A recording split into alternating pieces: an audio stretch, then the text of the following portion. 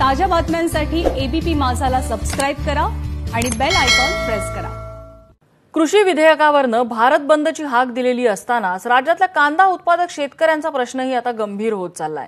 कांद्याची आवक वाढल्यामुळे दरांमध्ये मोठी घट होते, त्यामुळे केंद्र सरकारने कांद्यावरची निर्यात बंदी उठवावी, अन्यथा बाजार समिती बंद पाडू असा इशारा शेतकऱ्यांकडून दिला जातोय।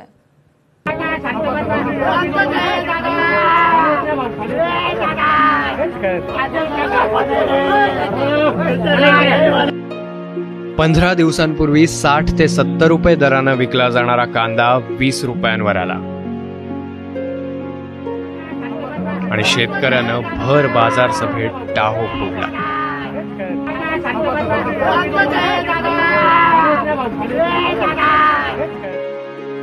गेल्या काही दिवसांपासून नवीन कांद्याची आवक वाढत चालली आहे। परिणामी नाशिकसह राज्यभरात कांद्याच्या दरात मोठी घसरण झाली। त्यामुळे सरकारनं तात्काळ निर्यात बंदी उठवावी या मागणीनं जोर पकडलाय। सध्या म्हणजे 1000-1200 कांदा विकू राहिला, 7000 रुपये कांदा मार्केट होतं। आज तर खर्च पण फिटवून नाही राहिलेला। जसा अपेक्षित भाव होता, जो 15 दिवसापूर्वी 5000 पर्यंत कांदा विकत होता, तोच कांदा आता 1500-1200 रुपये विकतोय। म्हणजे खूप मोठं नुकसान आज नाशिक जिल्ह्याच्या शेतकऱ्यांचं झालेलं आहे। दर वाढल्यावर सरकारच्या डोळ्यात खुपतं, मग भाव उतरत असताना सरकार बघ्याची भूमिका का घेतं असा प्रश्न उत्पादकांना पडलाय।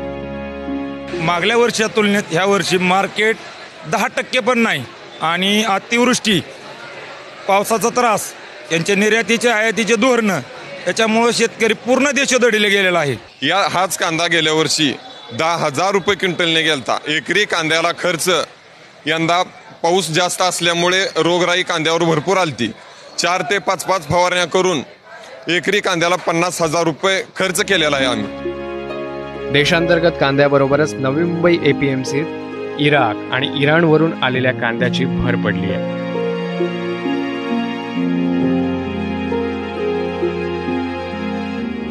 परदेशातील कांद्याला अजिबात उठाव नाहीये, त्यामुळे आपल्या कांद्याचे दर कोसळत आहेत। मुंबई मार्केटला कांद्याची आवक गेल्या 8-10 दिवसापासून सातत्याने वाढलेली आहे आणि 200 गाडी आणि समोर गिरायक नाही। गिरायक नसल्यामुळे कमी भावाने कांदा विक्री करावा लागत आहे। त्यामुळे फार मोठं शेतकऱ्यांचं नुकसान झालेलं आहे। हे नुकसान तसं पाहायला गेलं तर फार मोठं, याचं कारण असं की पावसाने एकतर शेतकऱ्याला फार मोठा फटका दिला होता। कृषी कायद्यांविरोधात पंजाब हरियाणातील शेतकरी आक्रमक झालाय। अशात कांद्याचे दर कोसळल्यानं महाराष्ट्रातील शेतकरीही संतप्त आहे। त्यामुळे सरकारनं वेळीच तोडगा काढणं आवश्यक आहे।